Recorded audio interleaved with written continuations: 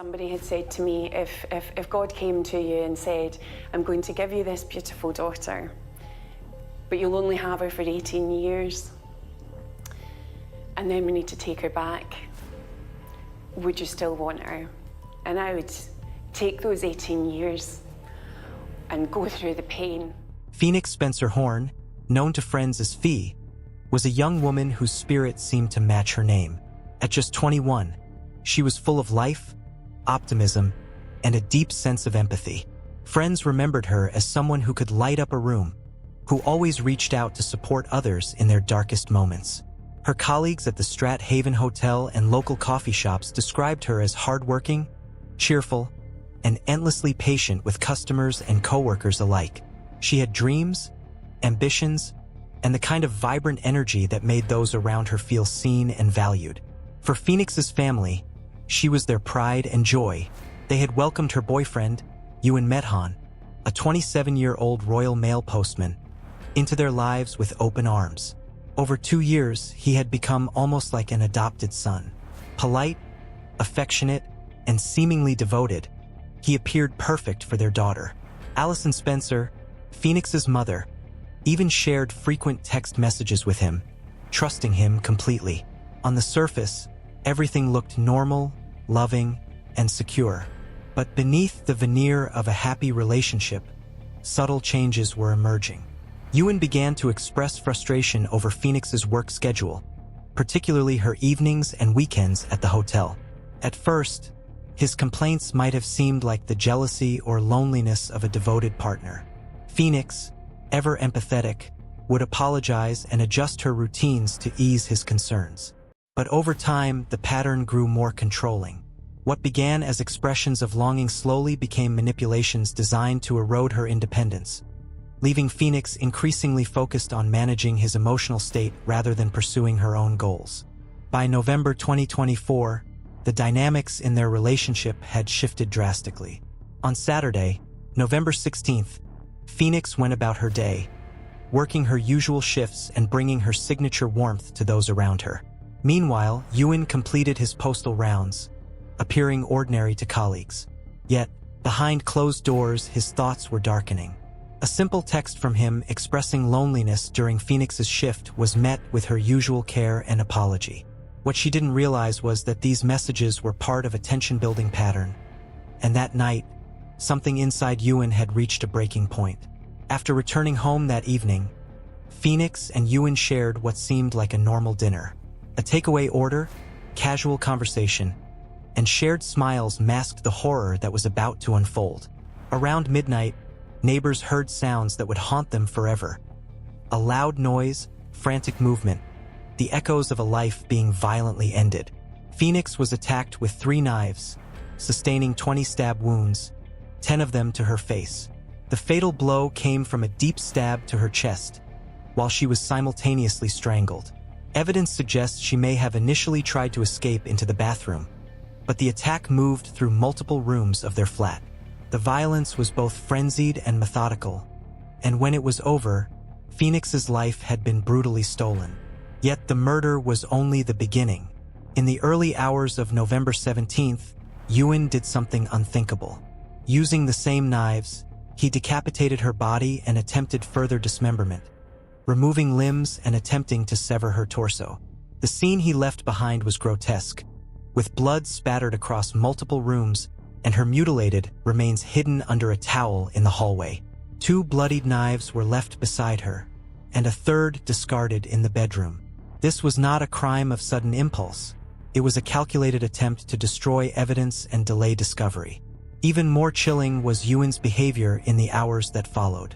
Rather than alerting authorities or showing remorse, he spent the early morning attempting to purchase cocaine and later spent over 10 hours online, browsing various websites. At the same time, he maintained an elaborate deception toward Phoenix's mother, Allison. Using Phoenix's phone, he sent messages claiming she was still sleeping or just waking up, mimicking her tone and style with an X at the end, a small gesture of affection that made the lies convincing. Allison believed her daughter was alive and well, completely unaware that her killer was crafting this false reality mere meters away. Throughout the weekend, Ewan continued driving around East Kilbride in Phoenix's car, buying drugs, and maintaining the illusion of normalcy. But as Monday, November 18th approached, his fabricated story began to unravel. Phoenix's absence at work was noticed immediately. She was reliable and punctual, and her sudden disappearance could not be ignored. The weight of sustaining the lie, coupled with the reality of living in a flat with Phoenix's mutilated body, became unbearable even for him. Finally, around midday on November 18th, Ewan dialed 999. His confession was chilling in its casualness. "I had a psychotic break and killed my wife." He attempted to frame himself as a victim of circumstance, citing alleged drug use and claiming he couldn't remember events clearly.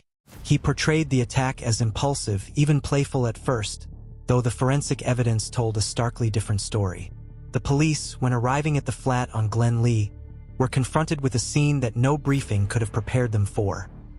Phoenix's decapitated and dismembered body lying under a towel in the hallway. Even seasoned officers found the horror difficult to process. Ewan's demeanor at arrest was calm, eerily so. He explained that he had tried to dismember her and move her from the bath to the hallway, further revealing the deliberate nature of his actions. His attempts to justify or explain the murder as a psychotic episode or a loss of control fell apart under scrutiny. Forensic evidence showed his movement patterns, online searches, and continued deception toward Phoenix's mother. Witnesses, including the delivery driver, confirmed he appeared completely lucid the night of the murder. Every lie, every claim of impairment was systematically dismantled. The investigation revealed the terrifying pattern behind Phoenix's death: a gradual erosion of respect and autonomy, masked as love and concern, culminating in an act of extreme violence. The man trusted completely by Phoenix and her family had methodically planned and executed a murder, then spent 48 hours covering it up with cold calculation. Detective Chief Inspector Susie had to break the devastating news to Phoenix's family, shattering their world and exposing the betrayal at the heart of their tragedy. In court, Ewan attempted to express remorse, writing a letter claiming he couldn't believe he had taken Phoenix from her family. Yet even these words could not reconcile the enormity of his actions. On July 14, 2025, Judge Lord Matthews sentenced him to life imprisonment with a minimum term of 23 years. He may be eligible for parole at 50, but for Phoenix's family, the grief will last a lifetime. Despite the tragedy, Phoenix's legacy endures. Her family, channeling their grief into action, donated funds raised for her to women's aid services across Scotland. Organizations like Women's Aid Glasgow honored her memory, stating, "Her name, Phoenix, now stands for more than loss. It stands for action, for change, for refusing to let her story end in silence. This is what it means to rise from the ashes." Though her life was cut short, the kindness, warmth, and courage Phoenix embodied continue to protect others and ensure her name will never be forgotten. Phoenix Spencer Horn's story is a haunting reminder of how darkness can hide behind a familiar face and how trust can be weaponized. Her life, full of compassion and hope, ended in unspeakable violence, yet her legacy has sparked courage and awareness. In the wake of such horror, her story continues to shine, teaching vigilance, empathy, and the enduring power of love, even in the face of unimaginable betrayal.